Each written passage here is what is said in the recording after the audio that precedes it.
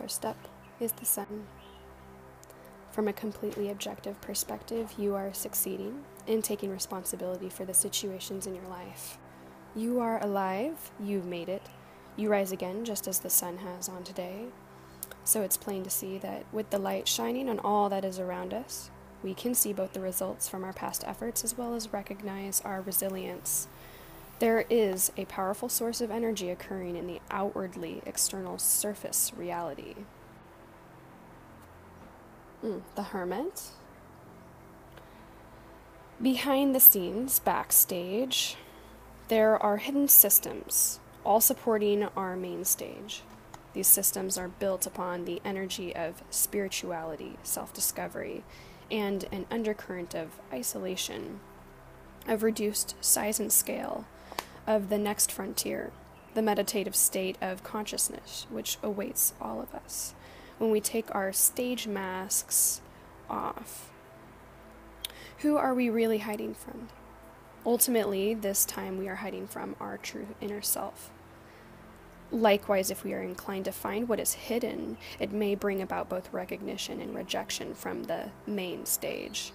After all, we're not all looking for the same thing.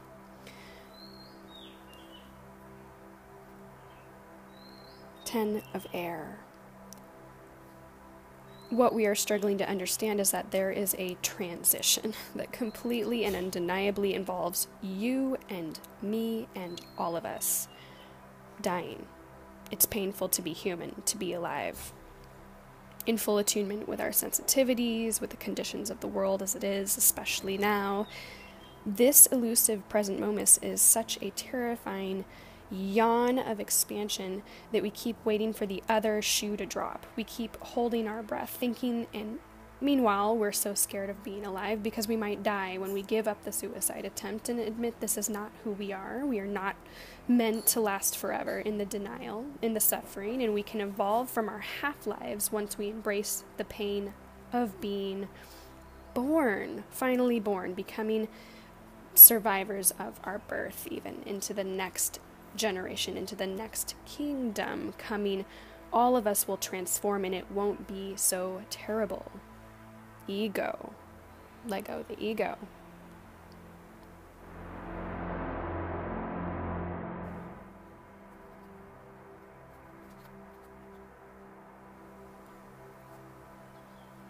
Balance.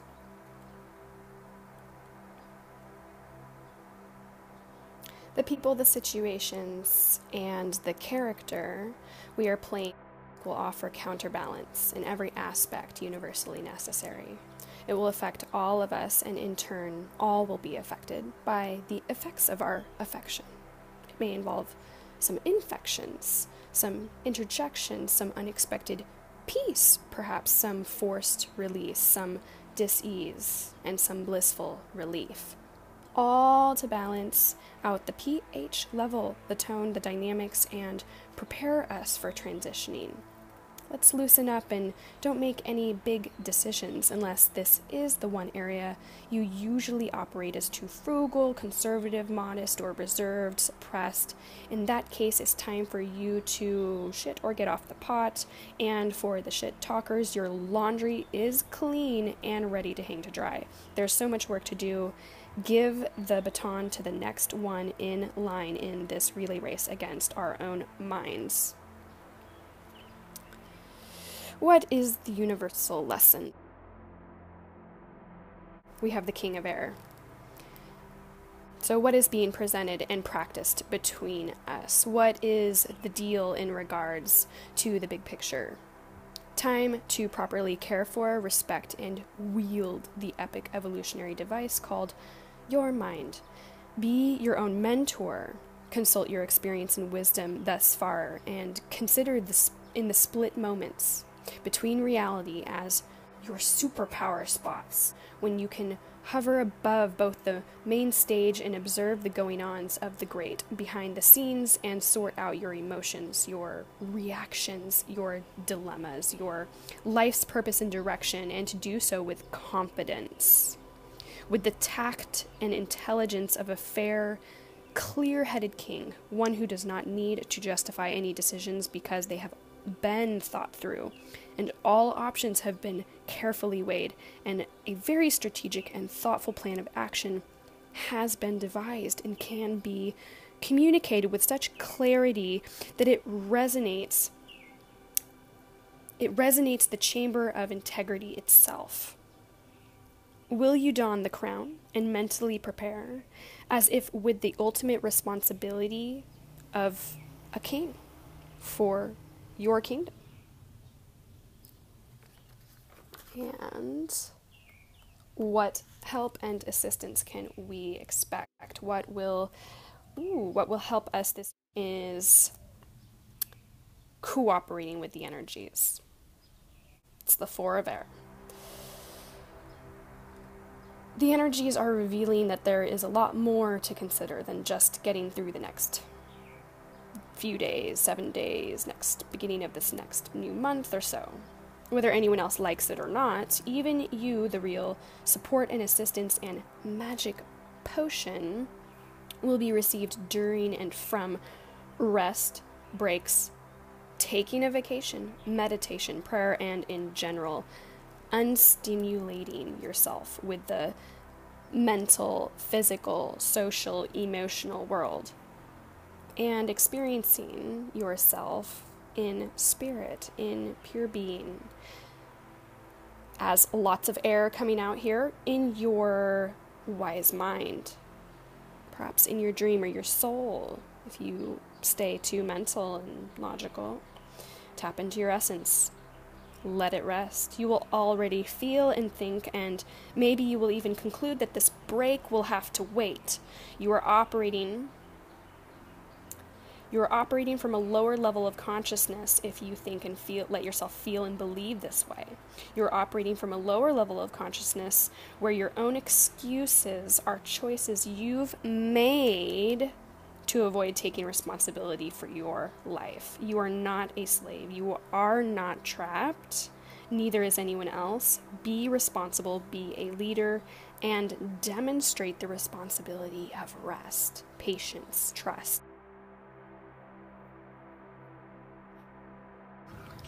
Ultimately, throughout this transition, the focus will be the Knight of Air. So this focus will be on a sense of actively engaging in decision making, in events that all contain countless possibilities to entertain, provide excitement, and all of the stimulation of it can easily convince and sucker us into an argument, a fight, a conflict with ourselves, with our plans, our logic, our beliefs, and that with others as well. Do not be fooled by the pace of information at this time. We must heed the advice and wisdom of the King of Air. We must heed the experience we know. We need to listen to the higher guidance coming from our intuition. If we do not rest the workhorse that is our mind, that is our brain, if we do not employ moderation in our relationships, our social engagements, our responsibilities in business and family, if we do not moderate our concerns, our mental concerns, through the increased urgency of the collective ashtray that's filling to the brink with past concerns and embers of scary ideas, that we all sit around the campfire blowing ourselves into exhaustion, just putting all of our energy to keep this fire aflame, keeping it alive through this transition. We focus on this because it's keeping us warm, and warmth creates a feeling of security in our physical realm. And transitions literally are a physical time of instability, and necessarily so. take a look. We will be inclined to justify focusing on this flame that we have put all of the meanings into. But remember that's not the only thing right now in our lives. It is time to be loyal. The knight should be loyal to the king. Take a break. Let the ember die and allow for the dark and quiet to provide a new creative solution.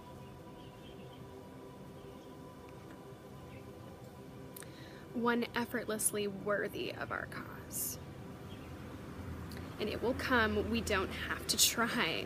We're all connected after all, and even if it went away, if our meaning and our hype went away, the sun will come out tomorrow. Bet your bottom dollar. That is what is on the surface, and it will always be available.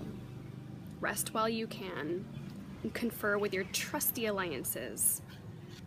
Be prepared to move.